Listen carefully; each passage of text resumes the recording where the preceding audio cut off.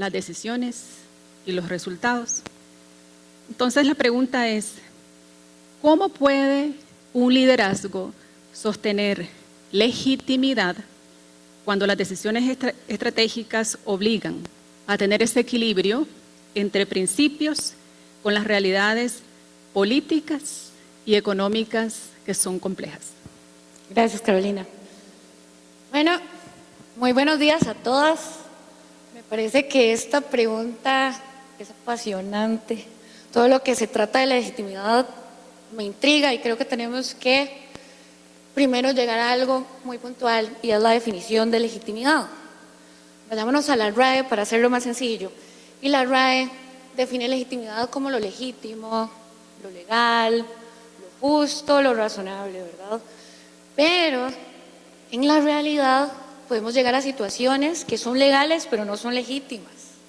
Y entonces, algo muy importante, y les digo, es apasionante el momento que estamos viviendo, porque precisamente en esta transformación tecnológica, que no es nueva, ¿verdad?, que estamos viendo con todo el tema de AI, se demuestra esto. ¿Y qué? ¿Cómo se demuestra? Les voy a poner un ejemplo de algo que acaba de pasar recientemente, tal vez la semana pasada. Si conocen la compañía Blocking, es una compañía de inteligencia artificial. Jack Dorsey, su CEO, que fue co-founder de Twitter en su momento, Jack Dorsey tomó una decisión y dijo, hey, voy a despedir 4,000 personas. Despidió 4,000 personas, ¿por qué? Porque logró optimizar con AI. No era que esas 4,000 personas estaban haciendo el trabajo mal, no era que esas 4,000 personas estaba la empresa quebrando y las tenía que despedir. Entonces al final él llega y dice, wow, optimicé, pum, automáticamente, stock sube a 20%. Entonces de repente, si analizamos eso, estamos viendo que no hay una prohibición para despidos.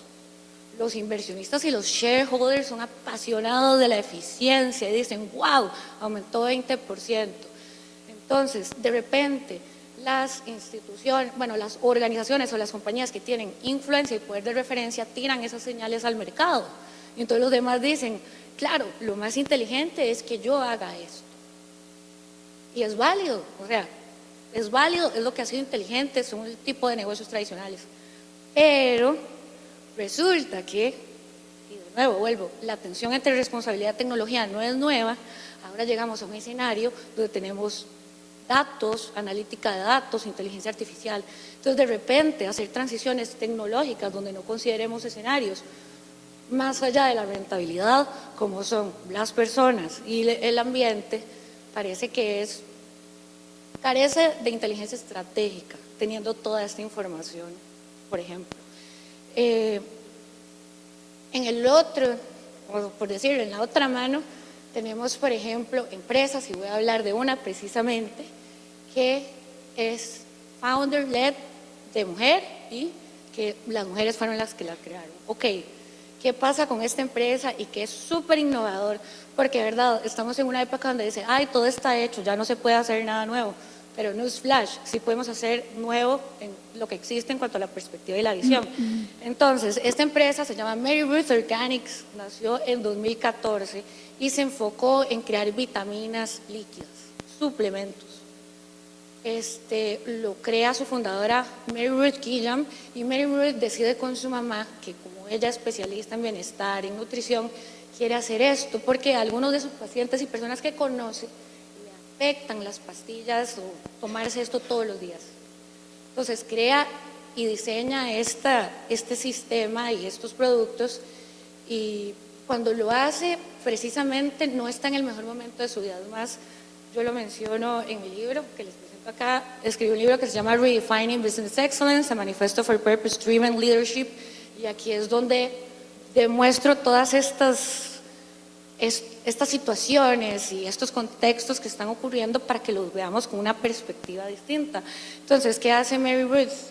Durante 7 años crece ella misma, no se va a buscar venture capital, ¿verdad? Capital de inversión, que muchas veces lo hacen las empresas y muchas veces creen que eso es éxito porque alguien pagó, y al final botan toda la gobernanza y todos los principios porque crearon la empresa solo por dinero, que también es válido. Pero bueno, Mary Ruth decide que ella va a hacer estos medicamentos y además crea toda una comunidad de las personas que reciben los productos. Entonces ella habla de micro actions, macro impact. Entonces, habla de los productos, cómo te ayudan a tu cuerpo, pero además da lecciones de bienestar con su comunidad y entonces las personas aprenden a cambiar cómo ven la vida y sus hábitos, además de mejorar con vitaminas. ¿Qué pasó? A 2024, Mary Ruth Organics llegó a Forbes y fue catalogada de $1 billion company, así del éxito que tiene ahorita.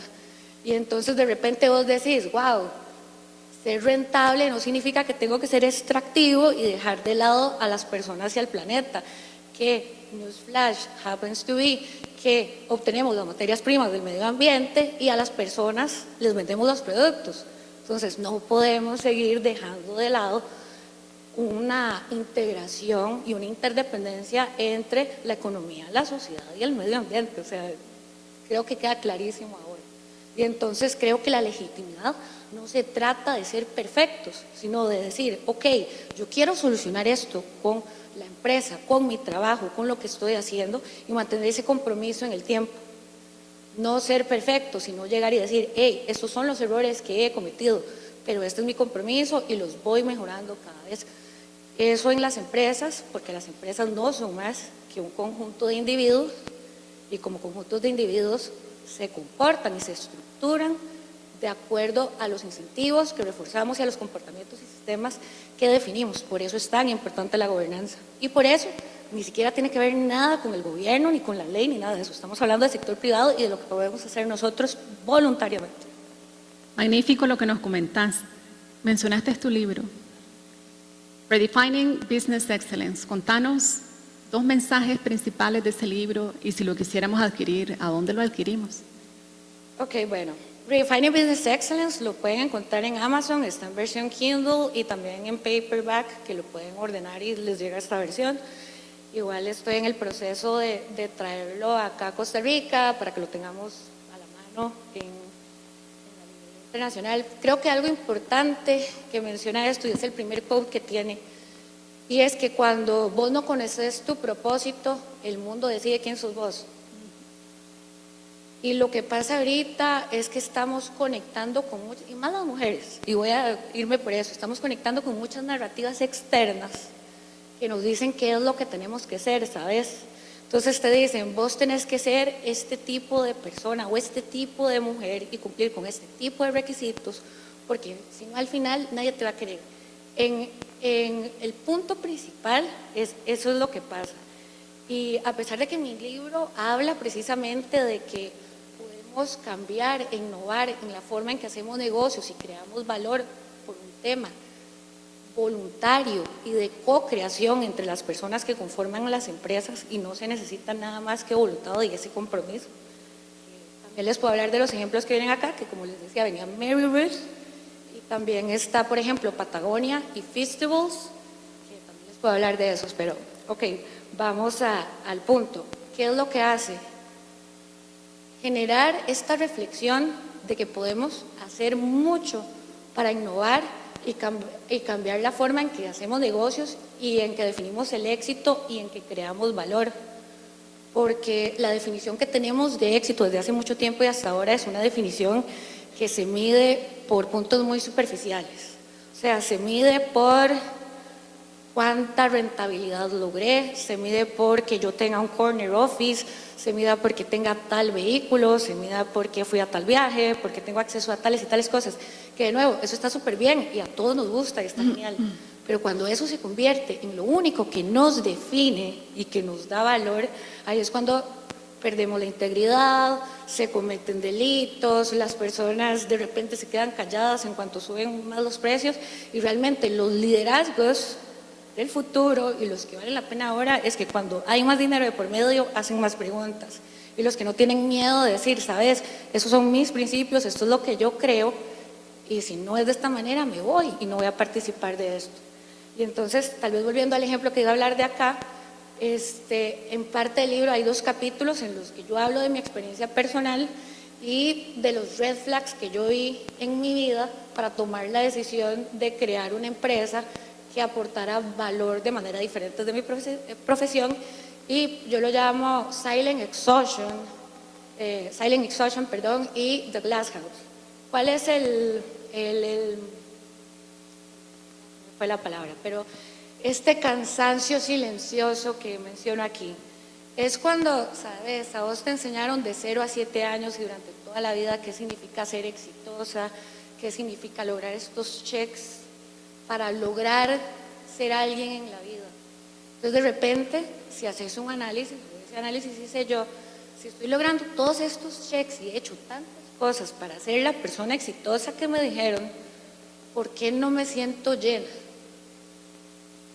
Y después eso lo sumas con el Glass House y te das cuenta que este Glass House somos nosotras mismas, o nosotros mismos, ¿verdad?, que estamos expuestos al mundo. Y cuando durante todo este tiempo personas llegaron y nos dijeron cosas, nos empezamos a editar a nosotros mismos para poder calzar en esas situaciones, en esos grupos, para tener esa pertenencia, para lograr esa aprobación, para finalmente lograr ser parte de algo y que me acepten y me quieran, porque si nos vamos al punto raíz, todos los seres humanos lo que estamos buscando es un amor incondicional de todas las maneras, y también tenemos que aceptar que como seres humanos, todo lo que construimos le impregnamos quiénes somos nosotros.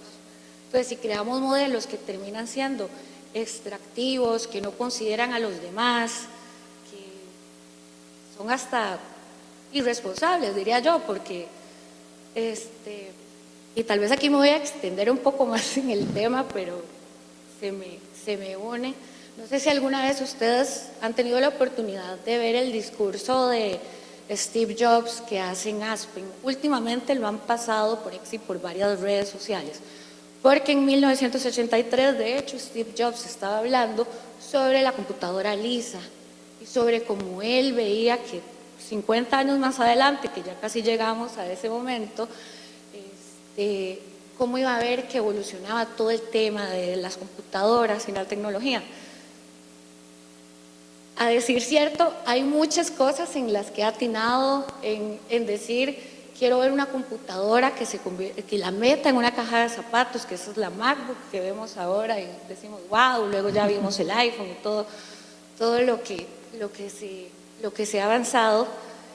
Y él llegaba en un punto que decía, qué maravilla que es la programación, porque permite, por ejemplo, como en los juegos, hacer layers o capas donde, como en la realidad, vos en el juego pones, digamos, ley de gravedad, entonces el muñequito que va jugando no se cae si se va por tal lado, entonces da estos mandos. Y entonces él llegaba y decía, me parece increíble porque hay un jueguito que están usando ahorita, hablamos de 1983, que se llama King Hammurabi, y decía, yo no tuve la oportunidad de crecer teniendo un jueguito que me enseñaba cómo manejar modelos macroeconómicos desde ese momento, ¿verdad? Y el jueguito, lo que hace el King Hammurabi, ¿verdad?, en ese jueguito es que le dan un pueblo, le dan que lo administre, cómo lo alimente, cómo construya tal.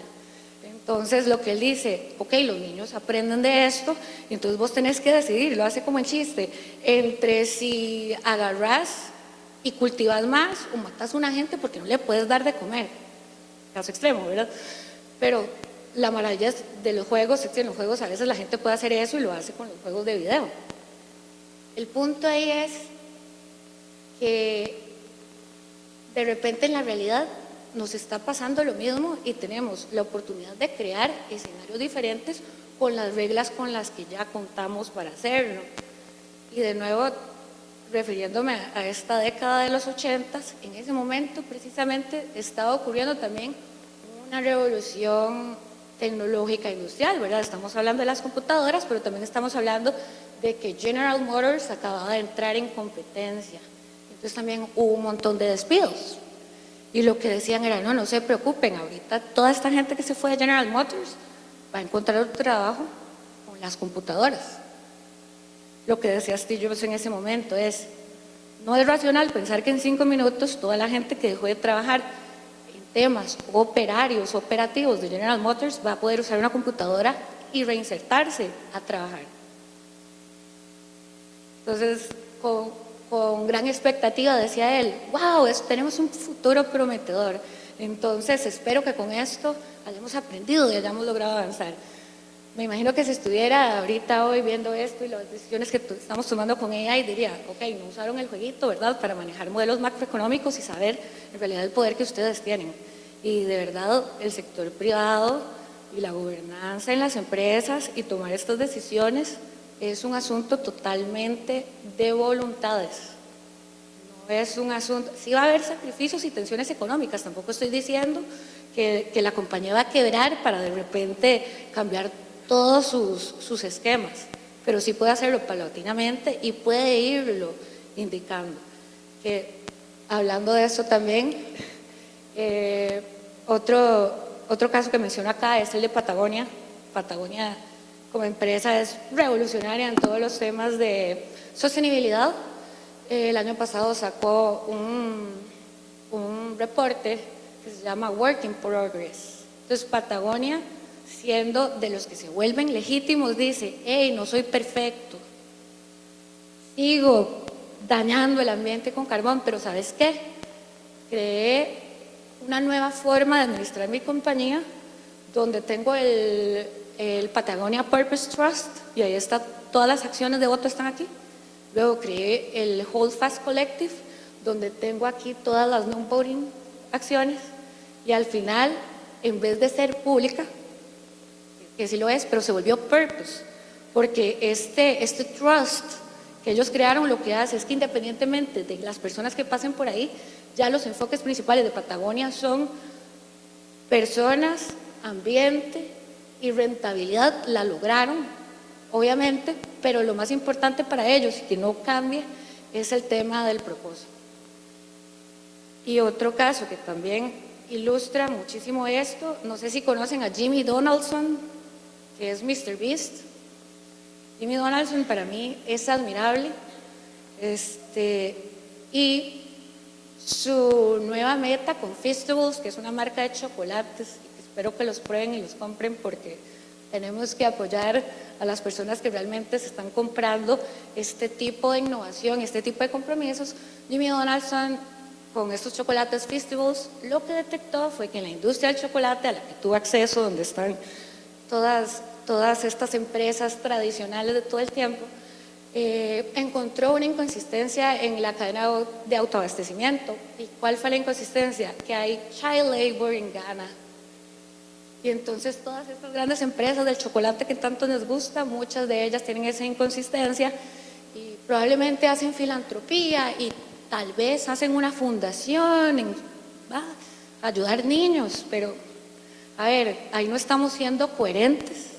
Y entonces lo que dice Jimmy Donaldson es, ok, entiendo esto y voy a trabajar de ahora en adelante para lograr chocolate ético, porque no entiendo cómo billionaire companies todavía siguen con esa cadena de autoabastecimiento así. Y ahí el punto importante también, y en el que le digo que nos empoderemos a todas, y en el que aquí habla del poder que tenemos, es que todo lo que nosotros apoyamos por acciones o por omisiones se ve reflejado en la sociedad, y no es como que, ay, solo soy yo, no tengo ningún poder de influencia. Claro que sí, todos tenemos poder de influencia en lo que decidimos consumir, en lo que decidimos comprar, y eso no lo explotamos. Y al final tenemos gran poder si somos nosotros mismos, porque la verdad hay una gran confusión cuando dicen a todos que todos somos iguales, y eso lo que logra más bien, ¿sabes?, es polarización, porque nunca vamos a ser iguales y está bien que no seamos iguales. Lo que pasa es que ese discurso lo que logra es, por ejemplo, si hablan de Costa Rica o de Nicaragua, de un país, por ejemplo, tal persona es de Costa Rica, salen un montón de prejuicios de repente y ya te sentás en una mesa con prejuicios, cuando deberíamos vernos tan diferentes y respetarnos desde ese punto de que somos tan diferentes que yo llego a conocerte y no tengo ningún prejuicio con vos, porque hasta ese momento te voy a hablar y desde ese momento puedo empezar a construir cosas con vos. O sea, se trata como de repente dar ese paso y madurar en la manera en que vemos las cosas y saber que nosotros mismos estamos creando los resultados que vemos.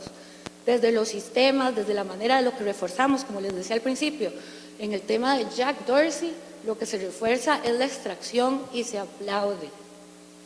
Eso es lo que vamos a seguir reforzando como inteligencia estratégica. Y no estoy hablando de moralismo, ni de altruismo, sino estoy hablando de usar las herramientas que existen para hacer las cosas mejor, porque no hacerlo, ¿verdad? Como que uno se cuestionaría si tengo tengo las herramientas y hasta los jueguitos me enseñan a manejar modelos macroeconómicos, de verdad yo como empresa y organización voy a seguir obviando eso y tirándoselo a algún colectivo, que somos buenísimos también con los colectivos para escudarnos de la responsabilidad individual. Muchas gracias, Daniuska. Conversaste sobre temas muy importantes: propósito, legitimidad, poder. Nos diste varios ejemplos, casos de éxitos que nos permiten ver esos avances reales. Para finalizar la conversación, me gustaría preguntarte, ya que hablas de poder y las reglas del poder están cambiando, no solamente en el espacio costarricense, sino a nivel global, y cambian muy rápidamente, ¿no? ¿Cuáles son esos criterios que vos consideras indispensables para que nosotras, todas las mujeres, podamos ejercer este liderazgo? ¿Cuáles son esos criterios básicos que tenemos que tomar en cuenta? Ok, yo creo que uno de los criterios principales, y lo estaba mencionando ahorita, de hecho antes de terminar, es la responsabilidad individual, que en inglés lo diríamos como personal accountability, en español accountability no existe, pero vendría siendo como cuando yo asumo la responsabilidad porque yo quiero asumirla y sé que soy parte de algo, y cuando yo soy parte de algo, soy parte de esos resultados. Creo que nuestra sociedad actual se ha inclinado muchísimo a esto que me pasa a mí es culpa de alguien, nunca es culpa mía. Como les decía, en ocasiones se apela a colectivos, o sea, lo hacemos precisamente bajo las reglas y sistemas que operamos, por ejemplo, que se tomen ciertas conductas en el mercado o que se generen, como habíamos hablado, oferta, demanda, no ocurre porque eso pasa como las ondas de teléfono que no las vemos, o sea, no ocurre por eso. Hay incentivos que las personas ven en medios de comunicación, que ven en la interacción con los demás. Y eso hace que tomen decisiones, o sea, nosotros tenemos que tener pensamiento crítico y cuando de repente vamos a tomar una decisión, decir, ok, esta decisión yo la tomo porque comulga con los valores personales, pero fuera de eso, si vamos a nivel empresarial, como les decía, es un colectivo, pero unido por un montón de personas. Si todas esas personas toman esa responsabilidad y se dan cuenta del impacto que tienen, vamos a hacer un cambio verdadero. Pero si seguimos manteniendo esta posición de que cuando es un colectivo, no soy yo, y eso ocurre, bueno, eso me parece a mí que ocurre cada vez que se toman elecciones en los países democráticos. De repente hay un montón de encuestas y la gente está diciendo un montón de cosas de quién va a ganar, pero eso es pura especulación y todo lo demás en la vida pasa igual. O sea, cada uno de nosotros llega a una urna en secreto, pone el voto y hasta que sale el conteo es que sabemos quién ganó. Por más encuestas, gritos, campañas y celebraciones, solo hasta que se cuentan los votos individuales se conoce quién es el ganador.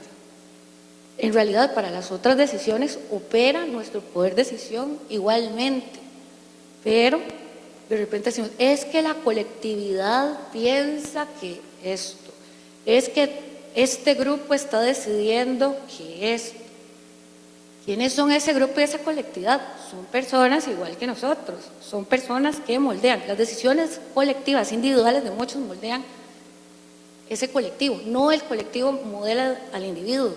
Y lo que les decía hace un rato, cuando son estas narrativas que nos adscribimos sin cuestionarlas, es que empezamos a vivir como con esa sensación de que no sabemos quiénes somos porque Miriam nos está diciendo que tenemos que ser como Kim Kardashian si queremos ser una mujer bonita, luego, no sé, otro te dice que si quieres ser una mujer, no sé, que sea buena en su casa o con sus hijos, vas a adscribirte, no sé, a otro ejemplo, yo en mi caso no soy mamá, entonces en eso, no sé, pero me imagino que todas estas presiones vienen de narrativas externas, cuando en realidad la pausa que tenemos que hacer es decir, ok, de esto que me están diciendo que haga, qué de esto realmente resuena conmigo o qué lo estoy haciendo porque me lo dijo alguien y no lo cuestioné, o porque me lo dice el grupo de amigos o de amigas que tengo y toda la vida lo he hecho así, entonces no lo cuestiono. O sea, simplemente Redefining Business Excellence, y creo que este nuevo momento histórico, tecnológico de mercado, que lo que nos dice es que nos concienticemos de que nosotros mismos vemos los resultados de la sociedad que nosotros creamos. Si tenemos una sociedad que tiene resultados que no queremos, deberíamos ver para adentro y empezar por nosotros mismos a hacer esos cambios, porque solo de esa manera lo vamos a reflejar en los demás y en las soluciones. Y es ser sumamente radical en el sentido de que no te importe lo que piense nadie respecto a lo que vos estás haciendo, y aunque te digan lo que vos estás diciendo, o sea, es loquísimo, eso no existe, que más bien eso sea un aliciente para que vos te motives y te apasiones y realmente sepas que existe una vida donde podés desarrollarte trabajando, haciendo lo que vos querés, hablando y teniendo tu propia voz, y que no tenés que quedarte en situaciones o en lugares donde no te desarrollas, donde no ves las oportunidades para hacerlo y no pasa nada. Y al final, si luego intentas algo y no sale bien a la primera, lo seguís haciendo, ¿qué importa? En serio, todos y todas buscamos libertad, ¿sabes? Y buscamos esa libertad, pero al final, ¿vos crees que hay alguna libertad en el ejemplo que les hablé hace un rato del Glass House, de que medito para que toda la gente me acepte? Al final soy un resultado de todas las ediciones de las personas que veo. Eso no es ser auténtico. Y en la otra, en que me pongo un montón de checklists y de listas, donde creo que eso es lo que me va a hacer exitosa, y estoy viviendo la vida de otros y no realmente lo que yo quiero hacer. Entonces, esa es mi invitación. De nuevo, es una invitación a hacer esto, es voluntario.